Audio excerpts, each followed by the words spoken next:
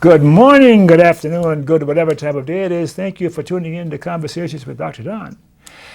For you first-time viewers, Conversations with Dr. Don is an ongoing series of 1-hour standalone talk shows where I interview interesting people like most of you out there about who they are as unique, one-of-a-kind individuals and about whatever it is we've decided to talk about. And my guest tonight is Bao Vuong. Is that correct pronunciation? Yes, that's correct. How are you feeling tonight? I'm feeling pretty good, thanks. Yeah. I am a little nervous. I'm always nervous the first time I'm with a guest for the first time because I don't know what you're going to say to me and it may scare me, so that's why I get nervous. I think we're pretty relaxed here. Yeah, you got a pretty good smile, yeah. See, what else can I be talking? As you know, the show goes in two major parts, two major segments. The first segment is what I call the bio segment, where I talk about who you are personally, Bao, and some history or whatever that's personal, not too personal though, so that we have an idea where you're coming from when you have an opinion or a view about something that we want to know about. So let's start off with my standard format, all right? Okay. And, your full name? My full name is Bao Vuong, and well, I guess should I just go ahead? Of course, yeah. I am from Vietnam, and my family came here in March 1993 from Saigon. I was born in Saigon, Vietnam, and we came here to join with the rest of my mother's family side.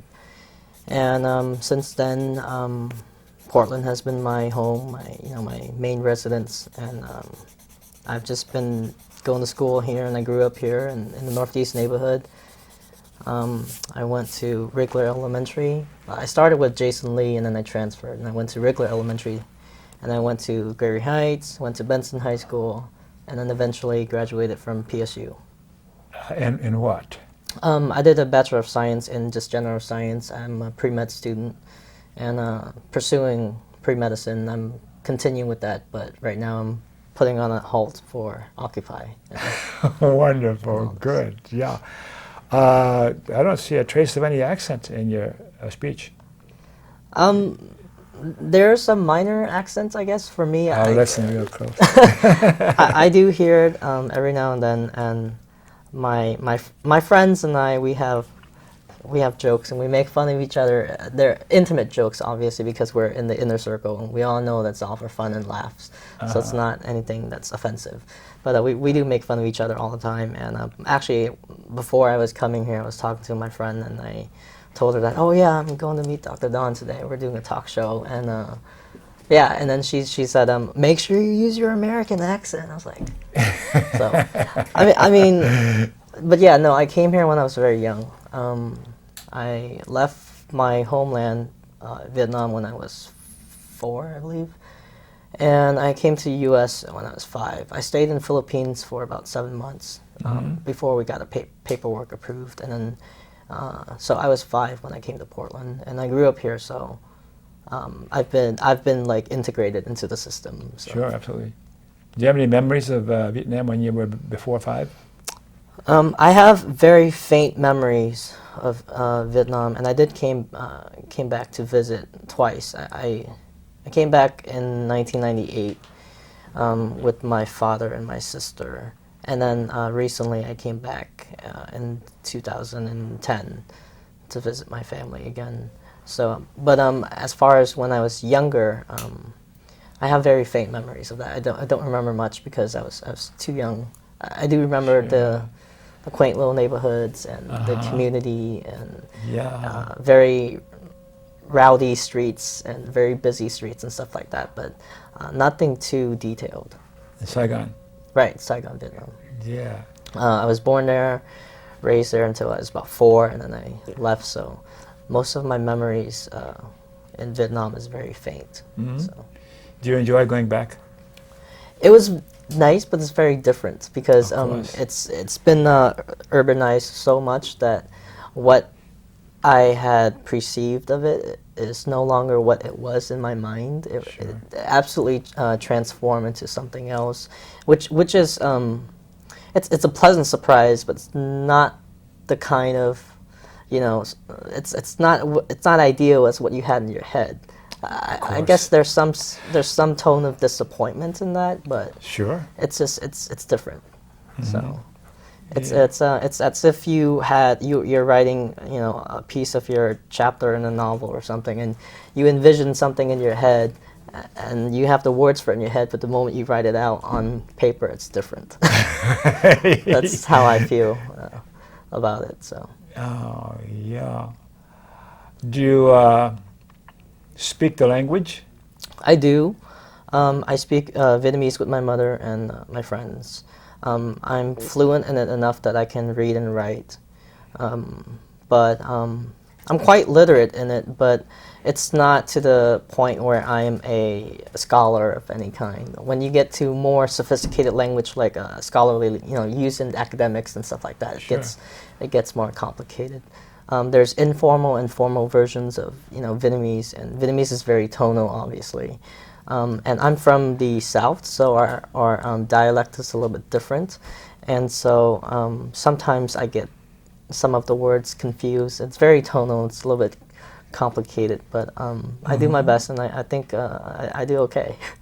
For being raised in the States and Yeah. learning the language in the States, I think my mother approved. You have brothers and sisters? I have two older sisters. I'm the youngest in the family. My older sister is 31, and my middle sister is 28, I believe. Yeah. How far along are you in your medical studies? I just finished with my bachelor, so I pretty much just need to prepare and study for my MCAT, which is the medical comprehension admission test, and that allows me to apply to medical school. So I'm planning on taking at least a good 6 months to prepare for that test, to make sure that I do well on it, because it's a test that I want to just only take once and apply to med school. So I'm at the you know, applying level or stage right now, but all of that has been kind of halted for what I'm currently doing. So on hold for what you're currently doing, and we'll talk more about what you're currently doing right now, but what do you mean by that in a few words, what I'm currently doing versus going to school full time? What are you currently doing? Well, I'm sure we'll go into more detail about this, but Sure. I'm currently just helping out quite heavily with the Occupy movement, specifically with the Occupy Portland locally here, and so I've invested pretty much full-time work amount Thank into you. that. So I haven't really been able to focus on school otherwise, and because I am in a transitional period, I have the liberty to do that. Whereas if I were still in school, you know, doing my bachelor, I wouldn't be able to dedicate that much amount of time. Yeah. But I actually just recently graduated, right on the verge when Occupy began, and so that gave me the liberty to do that. And I've been waiting for this moment, so it's kind of an opportunity that I want to seize and didn't want to see it just slip by. Where did that come from that has you thinking this way and behaving this way nowadays? Did you get from your mom, your dad, or just what? As in my philosophy and my morals for for politics and life. Yes, yes. You know, honestly, I believe it comes from a little bit of everything. A lot of it, I would have to say, comes from my mother. She raised my sister and I, and I'm very much influenced by her, and she is my hero. You know, she is the person that I looked after, and the model that you know, someone that I follow after in her footsteps. And but also, I was raised in a family that's very much Taoist, and so we have that sort of, you know, Yes. very Taoist belief, and so I kind of go with the natural flow. But in addition to that, as I said, I was raised in the States, so I also have the influence of the American culture and then the subculture in Portland.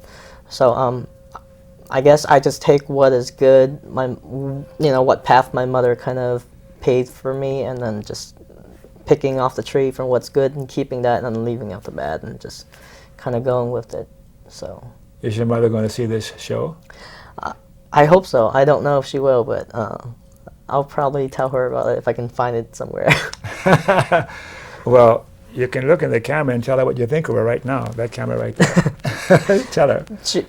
Hi, Mom. Hi, Mom. Well, thank you for everything, and you're my hero. You got it. Okay.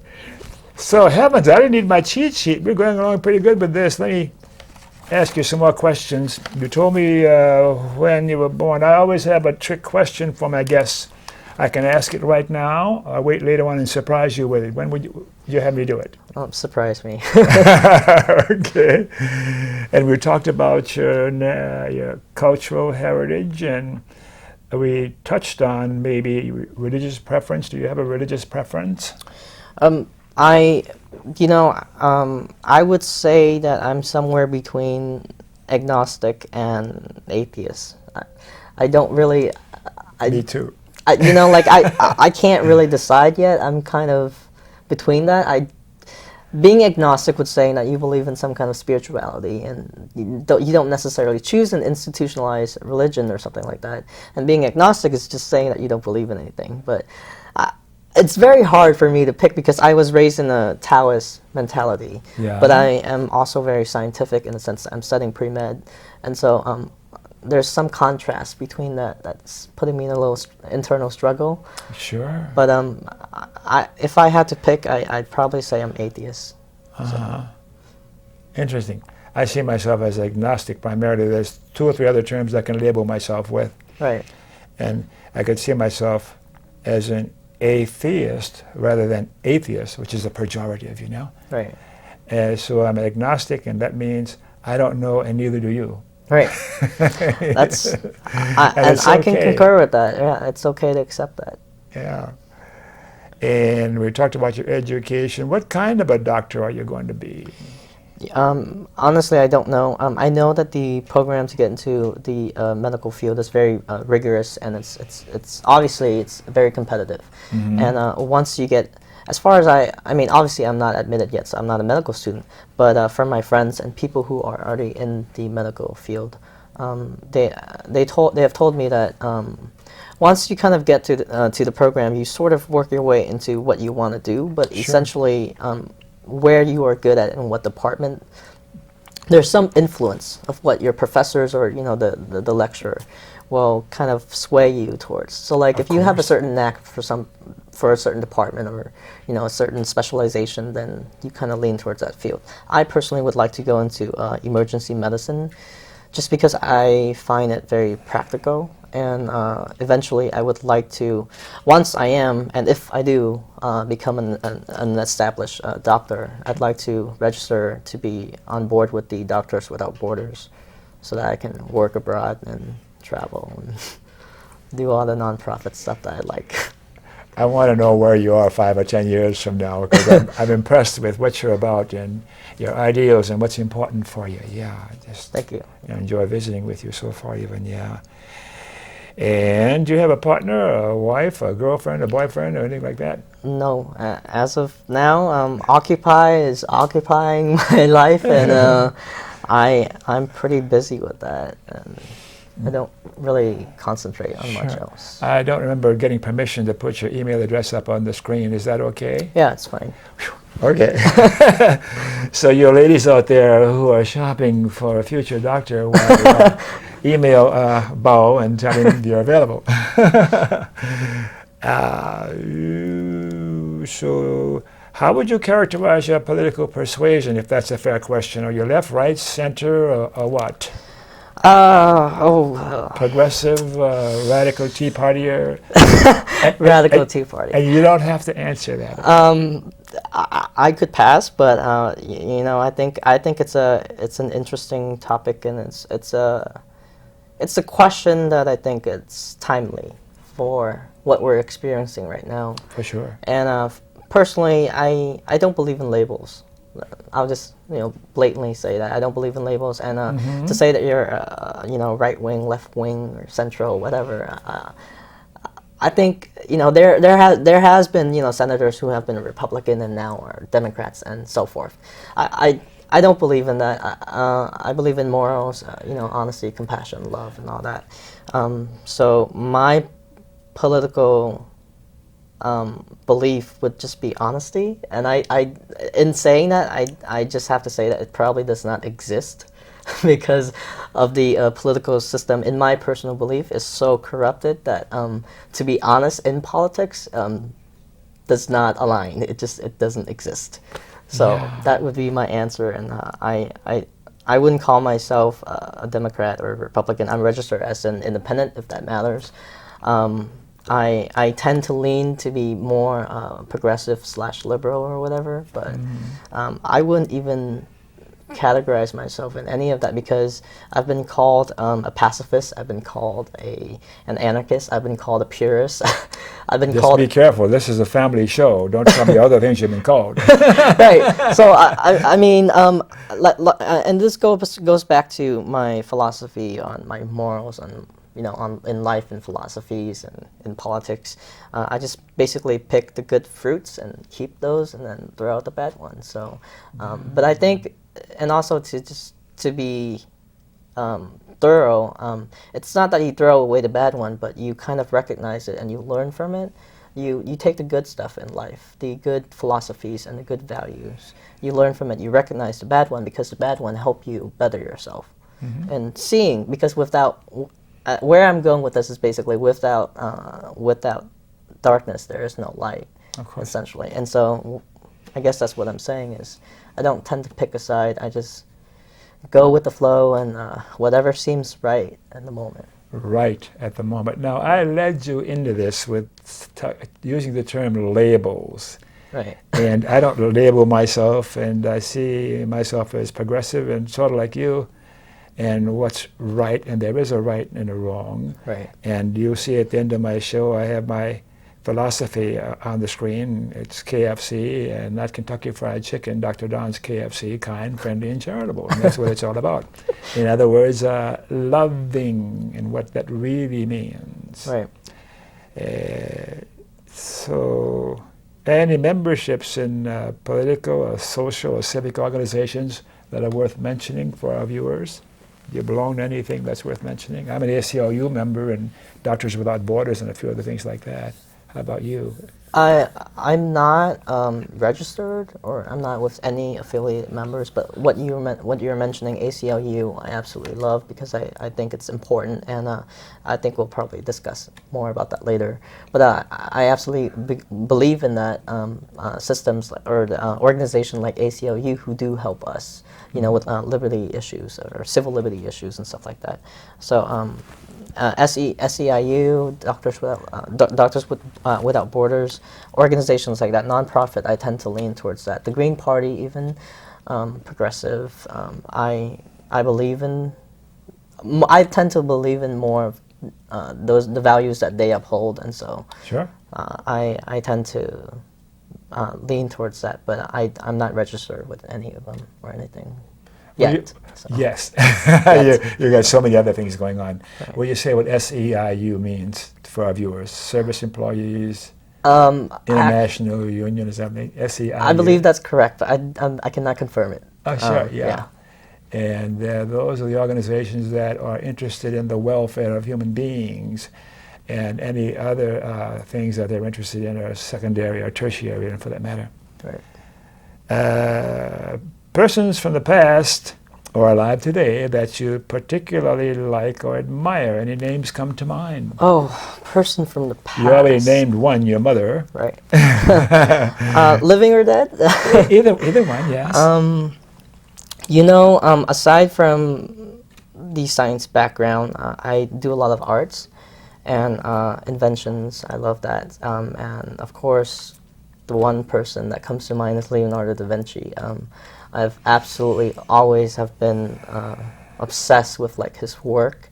It's the details, the simplicity of it, but yet so complicated that no one can ever replicate. That to me is genius and awe. So if I could go back in time and meet someone, probably Leonardo da Vinci would probably be on the top list. In addition to that, oh God, Thomas Jefferson, Nicholas Tesla. Inventors, I tend to lean towards inventors, and I don't know, it's just they're fascinating. Yes. their pioneering work, I think it's what's really intriguing to me, because to be the first of someone to be brave enough to venture into something that the rest of the society at that time kind of defies or even ridicule. Yes. It's bravery, and I think that's something that I really value and really respect. Mm-hmm. So Are you kind of like that in yourself? I wouldn't. Or aspire to be? I aspire to be. I wouldn't Yes. say that I am. Yeah. In my humble upbringing, I don't claim any kind of You're refreshing. Right. Thank you. You betcha. Any persons from the past or alive today that you particularly dislike? Ooh. Uh-huh. I'm not sure if I can say that on TV.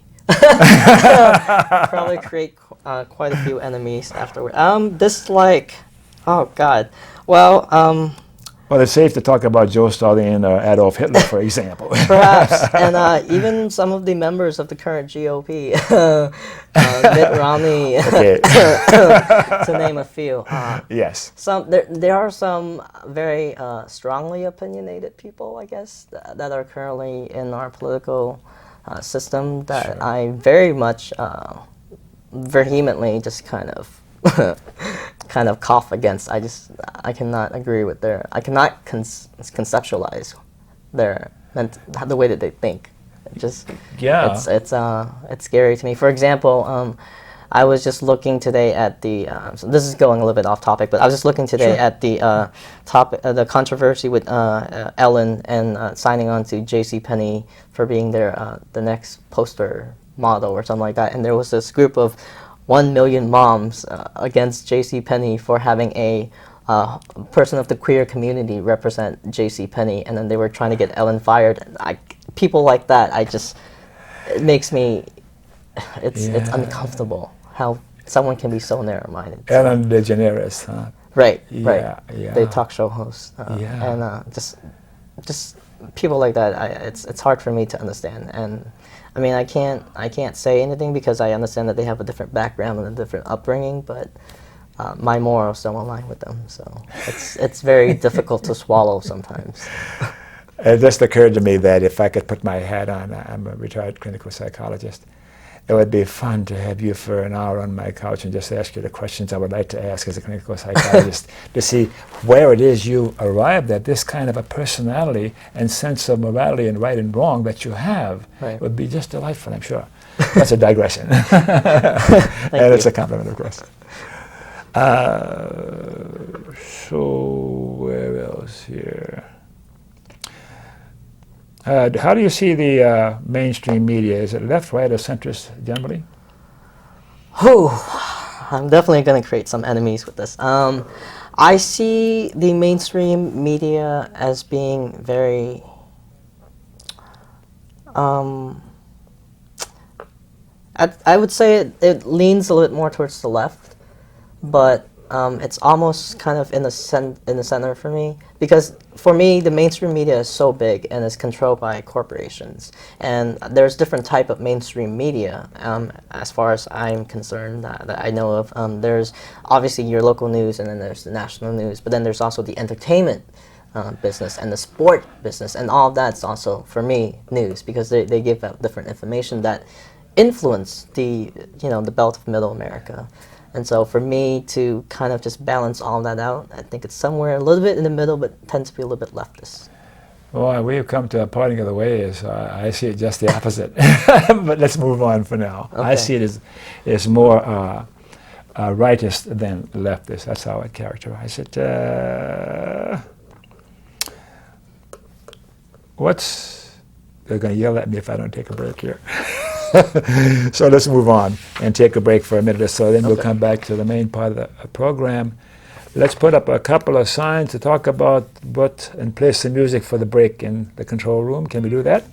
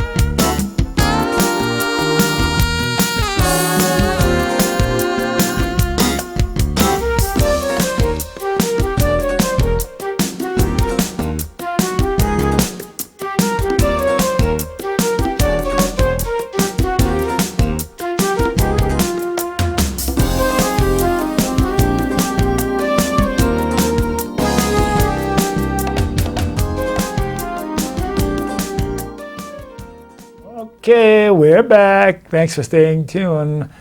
I was having a good conversation here before you put those cameras on me again. So, but anyhow, I'll forget about visiting with Bao. For you viewers who missed the opening of the show, Conversations with Dr. Don is an ongoing series of 1-hour standalone talk shows where I interview interesting people, like most of you out there, about who they are as unique, one-of-a-kind individuals, and about whatever it is we've decided to talk about tonight. And Bao, of course, is one of those quite interesting people, and I'm enjoying visiting with you. I hope my guests are. I'm sure they are too. So let's go to the main part of the show, and I think I have a cheat sheet here. What's important for us to talk about today? I think for me, the one thing that's kind of important right now, currently, especially for me, what I've been working on is the NDA, and that is the National Defense Authorization Act. And just as a disclaimer, I just want to say that I'm not an expert in any of this, and I have no training or any kind of legality work in it, but I'm just. But you're a bright young man, and you have common sense, and I shouldn't interrupt you. Go yeah, I'm just. I see myself as a sensible citizen with concerns, and I feel in my personal philosophy that it is a citizen's duty to react, not just react, but to engage civilly when there is dangerous dissent that we have with our current government or something like that. So I'm just a citizen trying to get involved, and I'd like to talk about the NDA because that's something that I find quite disturbing. And anything else besides that? Oh God, there's the ex-enemy EEA, ex-enemy act, I believe. And then there's SOPA, PIPA, there's ACTA. There are so many legislations that are being worked on right now that it's appalling, to say the least. So yeah. What was the second one you mentioned? SOPA, PIPA, Yeah. ACTA, EEA, which is I believe the ex-enemy act, which is sort of the evil twin of the NDAA.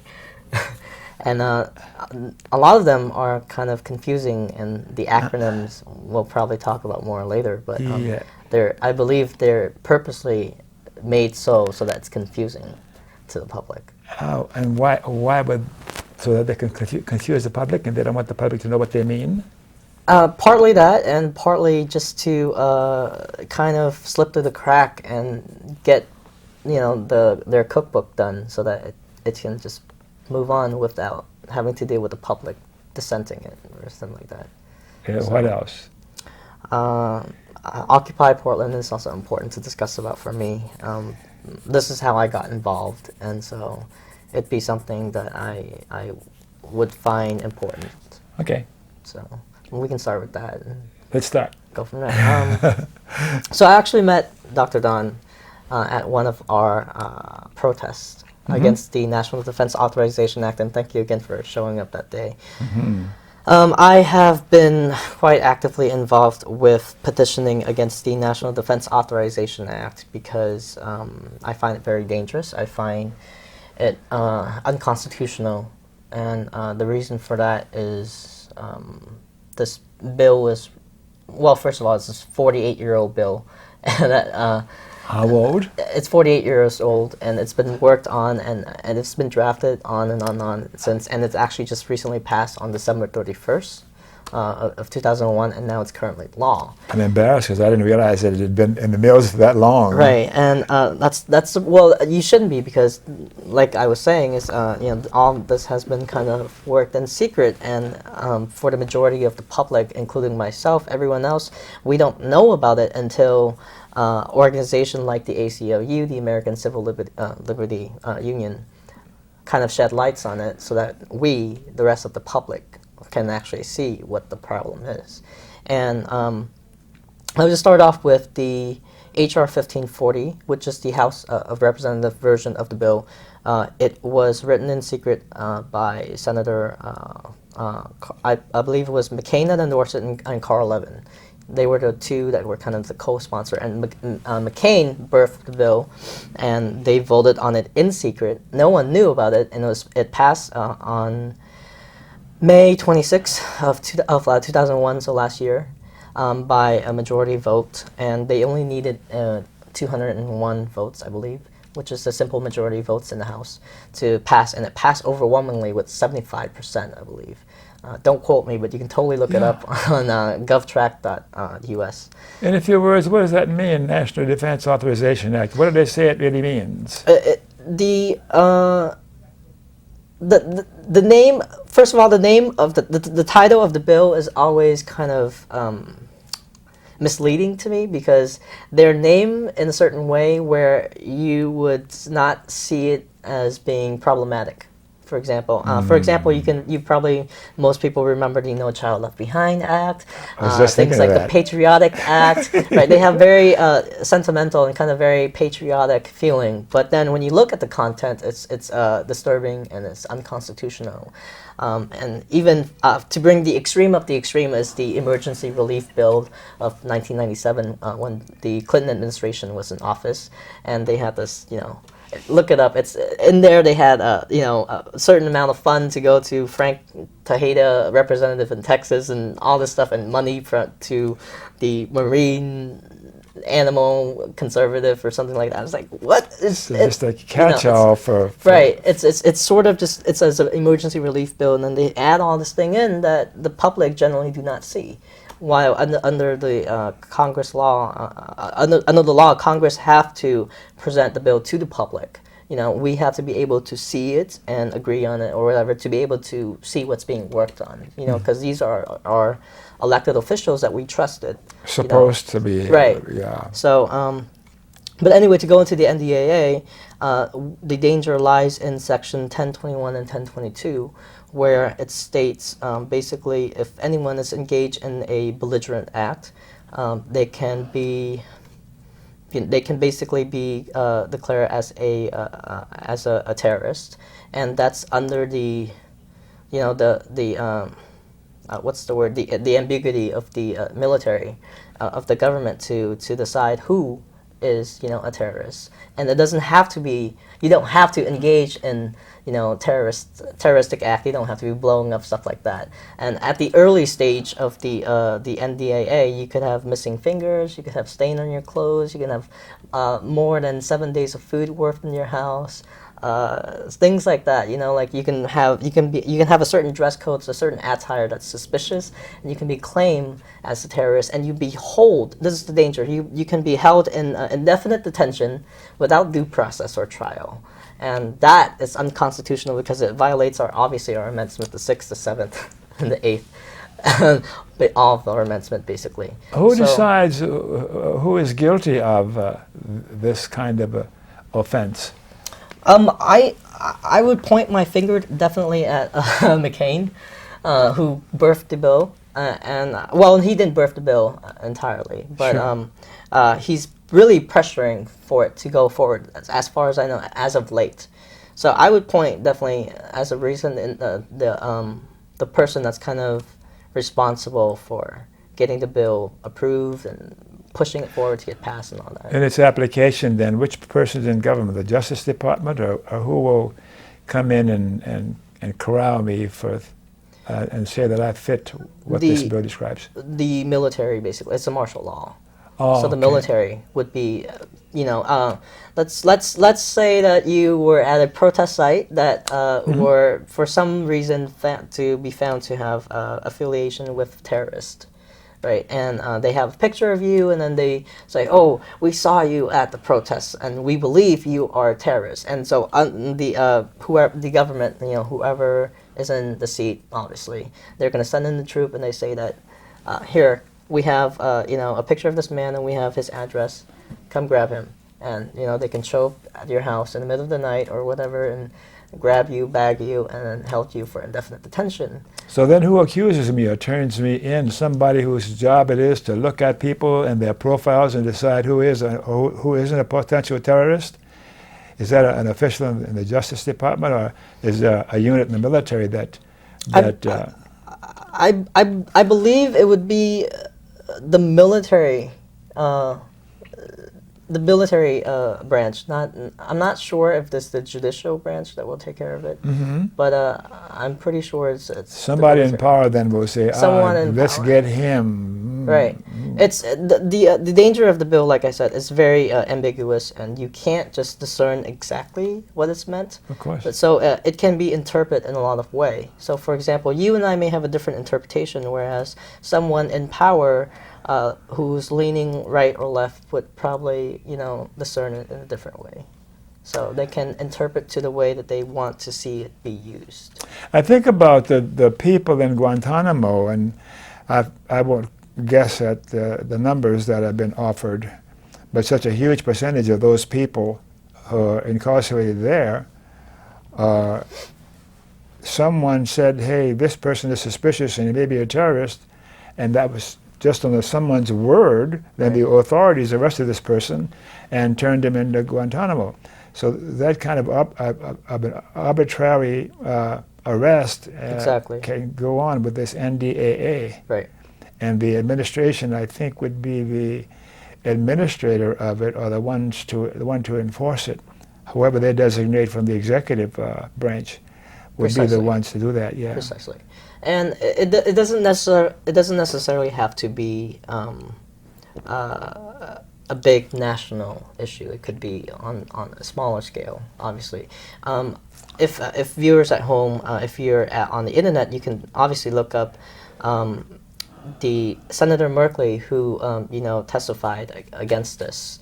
And he has, it's on the C-SPAN 2 channel on YouTube. And if you look it up, you can just type in Senator McCain opposing, NDAA, or type it in somehow, something of that sort, and you'll find he had an example of a case in Oregon where a civilian was wrongly accused of being a terrorist involved with the terrorist activity that was actually happening in Madrid. This is back in the days when the 9/11 and all that. Yeah. So he was wrongly accused, and his fingerprint there was only a half fingerprint, and they got it wrong, and they thought it was someone who was from Oregon, but it was a guy in Spain, and Spain was telling the U.S.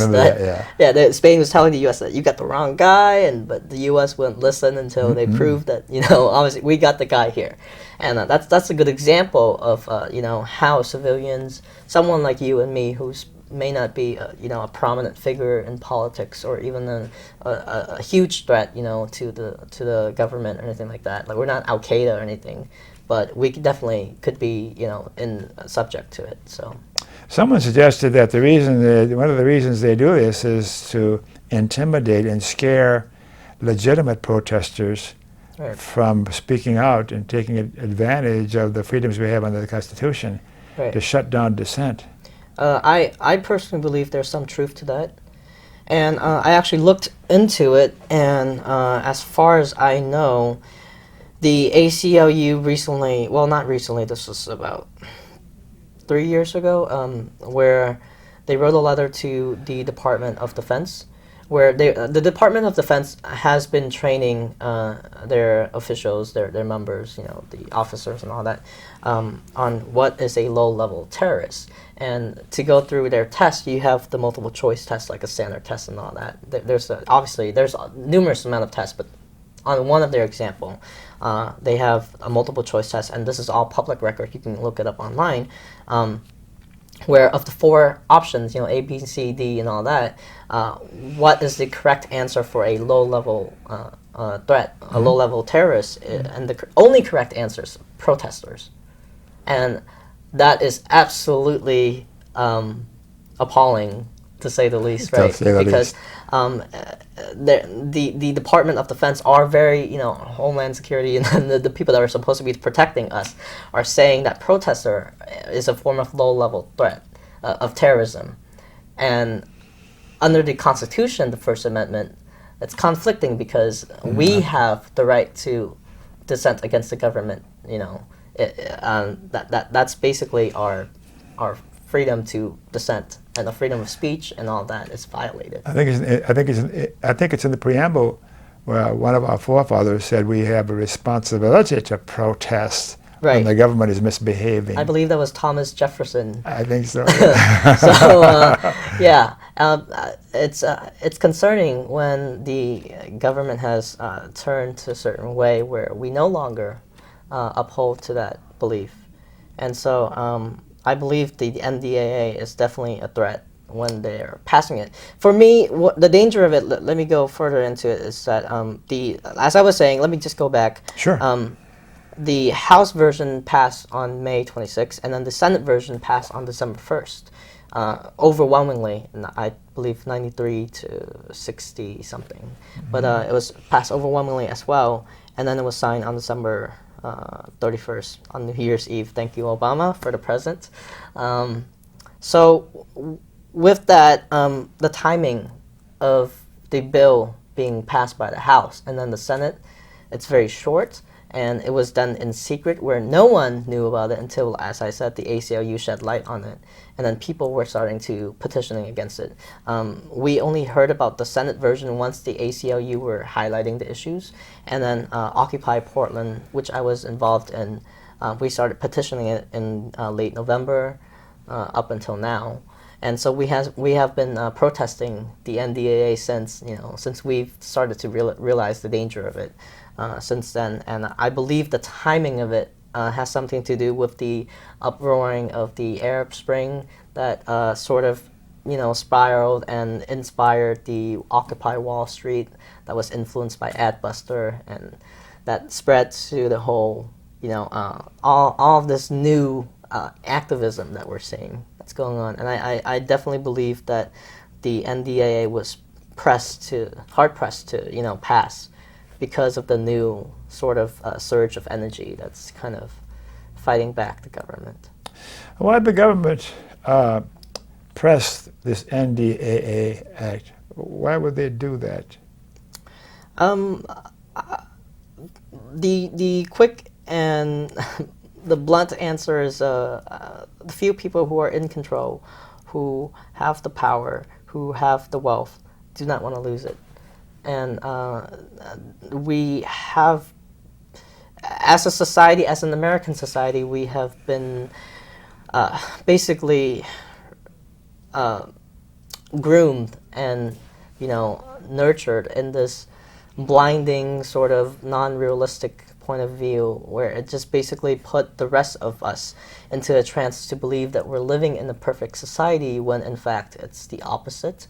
And many people are not aware of what's going on because we've been fed, all of these false, facade of what is reality. Mm-hmm. And I believe they're afraid that the danger of the people waking up would be able to overturn that. And they'd lose their wealth and their power. Right. Oh. That's my personal belief, at least. Mine too. So we got the high sign in the control room that we're running out of time, but we have more time to talk about things. You want to say a few words about SOPA or PIPA or the Occupy movement? SOPA and PIPA, as people know, have now been indefinitely killed. Thanks to social media like Facebook, Twitter, Google, obviously, and Wikipedia, which has a strong influence on all of this. SOPA and PIPA is a bill that was also written in secret, surprise, surprise, to censor the internet, basically to control the ISP, the domains, and how people have access to what.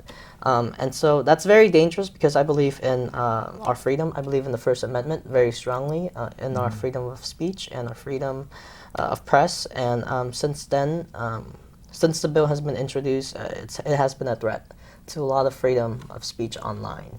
ISP, Internet Service Provider. Right, correct. Yeah.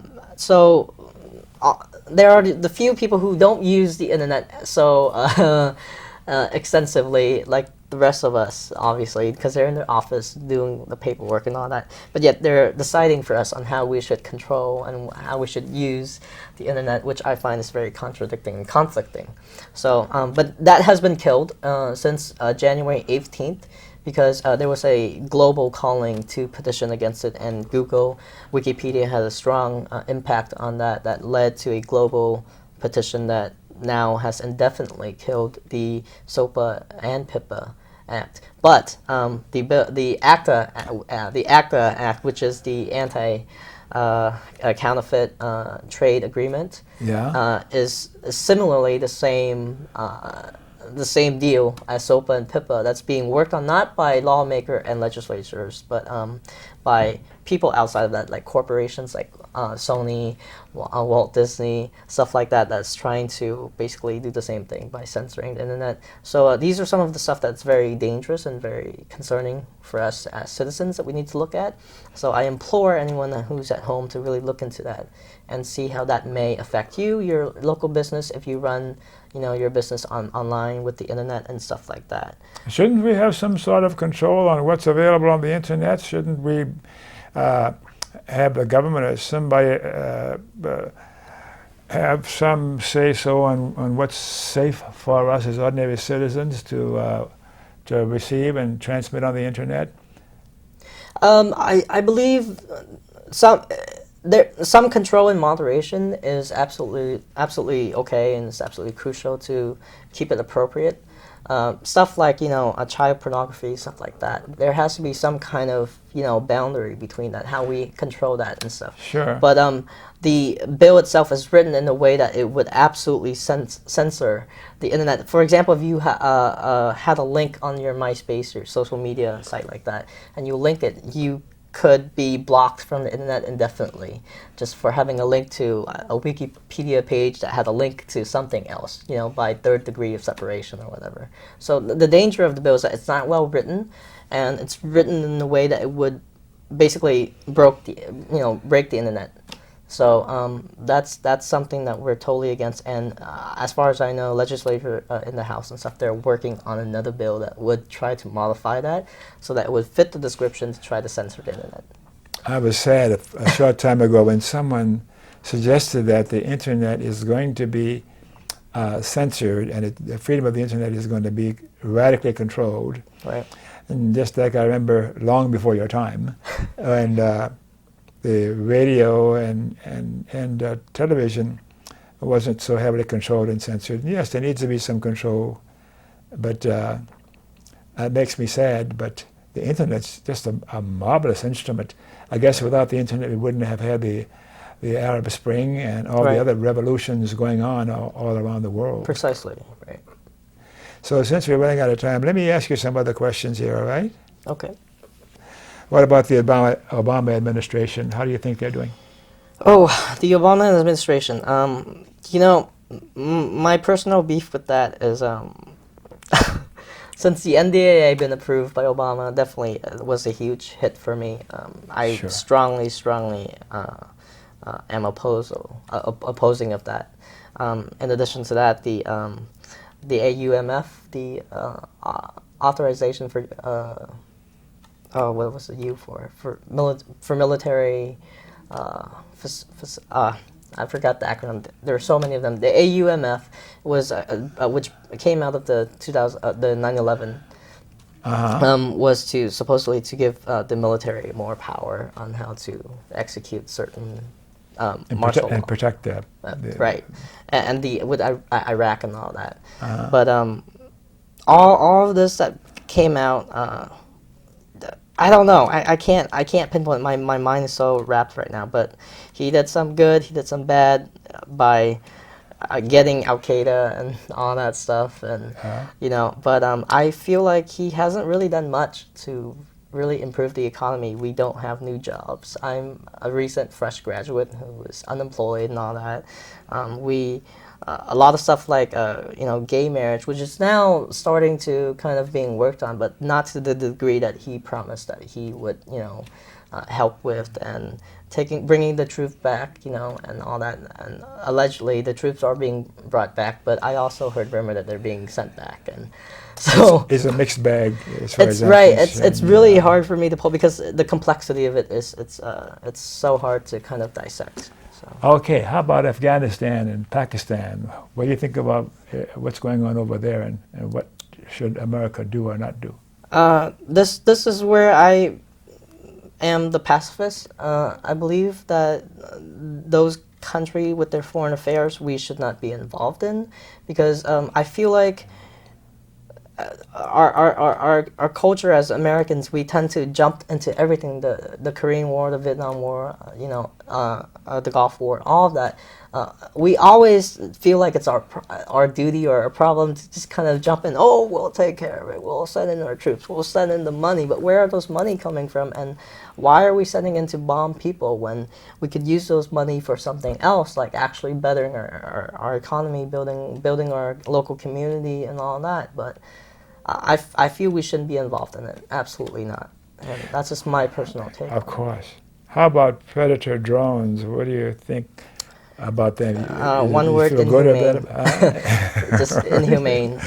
I cannot understand. I love technology if it's used for the better good of humanity, but to have anything that's predatory, to have anything that's violent, to anything that takes away a human life in any form, violently and aggressively, I do not believe in. So predatory drones, I don't want to see. I love Star Wars, but I do not want to see the reality of Star Wars to become real.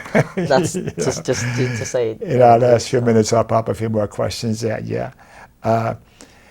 America an empire today? Do you see America as an empire? I believe so. Personally, I believe it's an empire. It's a corporate empire, which is very problematic. We have spiraled into the system because, well, since deregulation of the Reagan administration, which absolutely corrupt the whole system and allowed for bank investment to invest in people's properties and all this and exchange it in international, bonds and all that and trades, which absolutely, I believe, absolutely was a huge part in the financial collapse of 2008. And I definitely believe that the few people who are in control of that, J.P. Morgan's, Chase, Bank of America, Wells Fargo, First Reserve, the Federal Reserve, all that, they're all involved in this, in bringing down the economy. And I believe the few people who are in the high power are controlling it. So absolutely, it's a capitalist corporate empire that's running the show, and the people who's at the bottom of the pyramid, we're holding up to that, to support them, but we're being crushed by them. So. What about the Republican primaries and the candidates who are vying to to oppose Obama? What do you think? Any thoughts about the primaries that have been going on now for some weeks? I think it's outrageous. I think it's a joke. Without being disrespectful, some of the things that are being said out there is absolutely ridiculous. Sorry. Newt Gingrich, who is trying to colonize the moon. Gingrich, yeah. Santorum and his women's belief, how he doesn't believe that a woman has the same right as a man. All this, it's the same thing as the teabagger. Just being very conservative, and I can't start to conceptualize it. It's very bothering. Time for your trick question. Okay. Ready? You told me when and where you were born. Right. You didn't tell me why you were born. Why I was born. Yes. Why were you born? It's a philosophical question. I guess that would be the $1 trillion question. Why do life exist and why were we born? I believe I'm no more special than any other human being on Earth, but I was born with the purpose of carrying on my family values and the morals and the values of the Earth, and I try to uphold to that, to be a good citizens of the Earth and to leave it in a better place than how I found it. So I just hope that I can do what I can to better it when I leave this place. Are you a tree hugger? I wouldn't call myself a tree hugger, but I've been called that. So. Okay, it's close to time for us to stop and get ready to say goodnight. So keep your pens and pencils handy. We may want to show you something in the closing credits that you may want to make note of. So I have a few public service announcements I want to tell you about. Let's put some of those up here. Let's talk about the broadcast schedule. To get the Dr. Don local broadcast schedule, go to my website, www.donbam.com, and click on present day activities. Next public service announcement is to watch Dr. Don's shows on the web. Go to www.donbam.com and click on favorite links this time. And next one we have is the ACLU, the American Civil Liberties Union. Without the ACLU, I think our civil liberties would be just about all gone. Hooray for the ACLU. There's their website. Go there and see what they're about. There's a phone number to call them also. Next, let's talk about to get Dr. Don's shows broadcast by other stations, people who are watching this show in other parts of the country. Ask your local public access station to go to www.pegmedia.org so that you can broadcast from your local studio and other people can watch this show. Now, ending corporate personhood. That's one of my favorites here. Learn how to end corporate personhood. Go to www.movetoamend.org. And it's time to say goodnight. Before we say goodnight, I want to say thank you to Sean for coming and helping us out and visiting, and everybody else in the control room, including my marvelous director, Mr. Ellery, Mr. E. Thanks for watching, and remember KFC, not Kentucky Fried Chicken, Dr. Don's KFC, kind, friendly, and charitable. Kind, friendly, and charitable. Be kind, be friendly, and be charitable. To you too, and you too, and you too. Thanks again for watching, and good night.